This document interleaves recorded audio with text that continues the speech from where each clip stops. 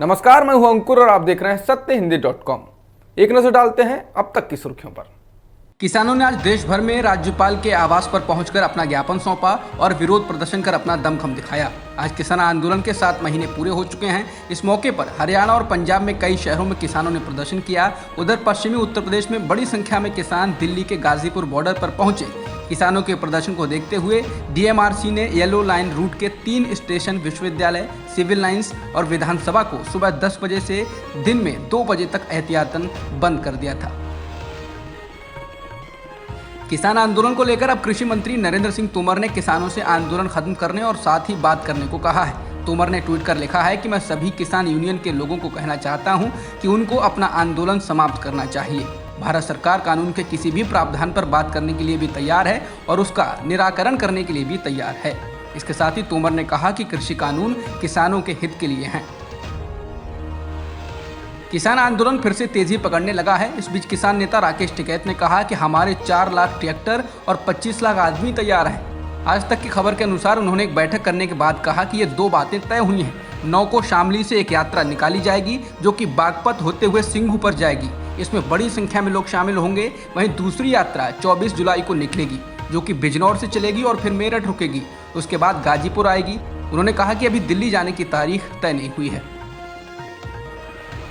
UP विधानसभा चुनाव से पहले योगी सरकार अब दलितों को भी साधने में लग गई है। इसलिए मायावती को स्मारकों और मूर्तियों के लिए घेरने वाली बीजेपी ने बाबा साहब भीमराव अंबेडकर का स्मारक बनाने का ऐलान किया है। सीएम योगी आदित्यनाथ की अध्यक्षता में हुई कैबिनेट बैठक में इस स्मारक के लिए जमीन को मंजूरी दे दी गई। राष्ट्रपति रामनाथ कोविंद 29 जून को लोक भवन सभागार में इसका शिलान्यास करेंगे। सरकार के इस बड़े फैसले के तहत अंबेडकर सांस्कृतिक सेंटर में बाबा साहेब की 25 फुट की प्रतिमा भी लगाई जाएगी। कोरोना की दूसरी लहर के चरम पर दिल्ली में ऑक्सीजन की जरूरत के मुद्दे पर चल रहे विवाद में शनिवार को एक दिलचस्प मोड़ आया। एम्स के निदेशक डॉक्टर रणदीप गुलेरिया ने कहा कि उन्हें नहीं लगता है कि दिल्ली ने जरूरत का 4 गुना ऑक्सीजन मांगा था। उन्होंने एनडीटीवी से बात करते हुए कहा कि दिल्ली ऑक्सीजन ऑडिट रिपोर्ट अंतरिम रिपोर्ट है, हमें अंतिम रिपोर्ट का इंतजार करना चाहिए। क्या जरूरत को 4 गुना बढ़ाकर बताया गया था? इस सवाल के जवाब में उन्होंने कहा कि मुझे नहीं लगता कि हमें ऐसा कहना चाहिए। डॉक्टर गुलेरिया का ये कहना बेहद अहम इसलिए है क्योंकि इस मुद्दे पर दिल्ली में जमकर राजनीति चल रही है और बीजेपी और आम आदमी पार्टी एक दूसरे पर जोरदार हमले कर रहे हैं। जम्मू कश्मीर की पूर्व मुख्यमंत्री और पीडीपी प्रमुख महबूबा मुफ्ती ने कहा है कि जब तक अनुच्छेद 370 और 35A को बहाल नहीं किया जाएगा तब तक वो चुनाव में भाग नहीं लेंगी। महबूबा ने इंडिया टुडे से बात करते हुए कहा कि मैं जानती हूं कि अनुच्छेद 370 और 35A कोई ऐसी चीज़ नहीं है जो केंद्र सरकार उनको थाली में रख कर देगी, लेकिन आपको कहीं से तो शुरुआत करनी होगी। महबूबा ने कहा कि वो संघर्ष करेंगी और जब तक हम इसमें सफलता नहीं पा लेते गुपकार गठबंधन साथ रहेगा। महबूबा ने कहा कि जो संविधान में उनको दिया गया था वो उनको वापस चाहिए।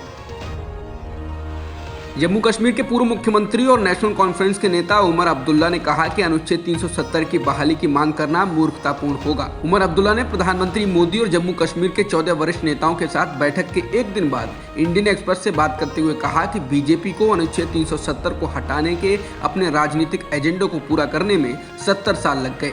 हमारा संघर्ष अभी शुरू हुआ है। हम लोगों को ये कहकर मूर्ख नहीं बनाना चाहते हैं कि हम इन वार्ताओं में 370 वापस ले लेंगे। ये उम्मीद करना मूर्खतापूर्ण होगा कि 370 वापस आ जाएगा। वर्तमान सरकार द्वारा इसे बहाल करने का कोई संकेत नहीं दिया गया है। नेशनल कॉन्फ्रेंस के नेता उमर अब्दुल्ला से जब ये सवाल पूछा गया कि क्या नेशनल कॉन्फ्रेंस ने अनुच्छेद 370 की बहाली की मांग को छोड़ दिया है, इस पर अब्दुल्ला ने जोर देकर कहा कि गुरुवार की बैठक में इसे नहीं रखने का मतलब ये नहीं है कि नेशनल कॉन्फ्रेंस ने इसे छोड़ दिया है। हम इसे कानूनी, शांतिपूर्ण और संवैधानिक रूप से आगे बढ़ाएंगे। हम योजनापूर्वक तरीके से लड़ रहे हैं। इसके खिलाफ हम सर्वोच्च न्यायालय में लड़ रहे हैं जहां हमारे पास अधिकतम मौके हैं। पूर्व केंद्रीय मंत्री और टीएमसी के नेता यशवंत सिन्हा ने आज सत्य हिंदी को दिए एक साक्षात्कार में कहा कि वर्तमान में एंटी बीजेपी मोर्चे की सख्त जरूरत है। इसके साथ ही उन्होंने कांग्रेस को लेकर भी कहा कि ये मोर्चा बिना कांग्रेस के नहीं हो सकता। उन्होंने कहा कि इस मोर्चे से कांग्रेस को माइनस करना विपक्षी एकता के लिए घातक होगा। आप इस पूरे इंटरव्यू को सत्य हिंदी पर देख सकते हैं। एनसीपी प्रमुख शरद पवार ने कहा है कि बीजेपी से मुकाबला करने के लिए किसी वैकल्पिक मोर्चे के लिए कांग्रेस की जरूरत पड़ेगी। उन्होंने कहा कि ऐसे मोर्चे के लिए कांग्रेस को नहीं छोड़ा जा सकता।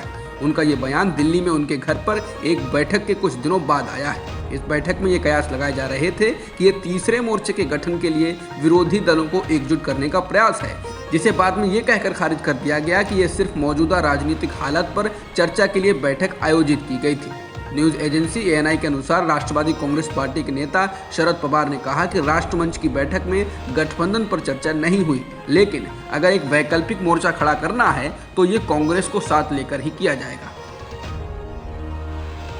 बीजेपी सांसद प्रज्ञा ठाकुर ने एक बार फिर शहीद पुलिस अफसर हेमंत करकरे के खिलाफ जहर उगला है। प्रज्ञा ठाकुर ने कहा कि हेमंत करकरे देशभक्त नहीं है। हेमंत करकरे ने मुंबई में 2008 में हुए आतंकी हमले में देश की रक्षा के लिए अपनी जान की बाजी लगा दी थी। भोपाल के सीहोर में आयोजित एक कार्यक्रम में प्रज्ञा ने शुक्रवार को कहा कि एक इमरजेंसी जैसे हालात 2008 में भी बने थे, जब मालेगांव बम धमाकों में मुझे जेल के अंदर किया गया था। हेमंत करकरे को, जिसको लोग देशभक्त कहते हैं, लेकिन वास्तव में जो देशभक्त हैं वे उसे देशभक्त नहीं कहते।